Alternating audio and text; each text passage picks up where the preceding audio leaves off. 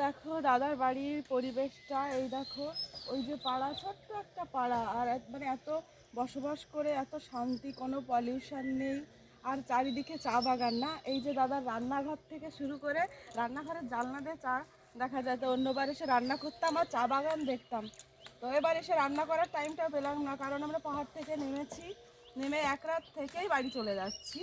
আর এত সুন্দর পাতা দেখে আমার তো মানে শুধু তুলতে তুলতে ইচ্ছে করছে, কিছু করার নেই, কিন্তু মনটা খারাপ, চলে যেতে হচ্ছে। এখন ভোরবেলায় উঠেছি, এখন 5টা বাজছে, তো এখনই আমরা রওনা দেব। তো এত সুন্দর পাতা হয়েছে, ভাবছি আগে একবার নিয়ে গেছিলাম পাতাগুলো, নিয়ে বাড়িতে প্রসেসিং করে চা তৈরি করেছি, বেশ ভালোই লাগে। এই যে এই পাতাটা দিয়ে হয় গ্রিন টি, একদম কচি পাতাটা দেখতে পাচ্ছ, এই যে এই পাতাটা দিয়ে হয় গ্রিন টি, দাদা সব বলে দিয়েছে, একদম কচিটা দিয়ে। তো এটা আমি প্রসেসিং করে বাড়িতে নিয়ে গিয়ে করব, বেশ মানে রোদে দেব না, হাওয়াতে শুকিয়ে একটু আঁচে, হালকা আঁচে দিয়ে, দাদা শিখিয়ে দিয়েছে, কারণ কারখানায় যেভাবে হয় সেইভাবে। আর এখন তো ওই দূরে পাতা কাটছে মেশিন দিয়ে, এখন উন্নত প্রযুক্তির মাধ্যমে পাতাগুলো এখন আর সব জায়গায় হাতে তোলা হয় না, কত তুলবে এত ইয়ে।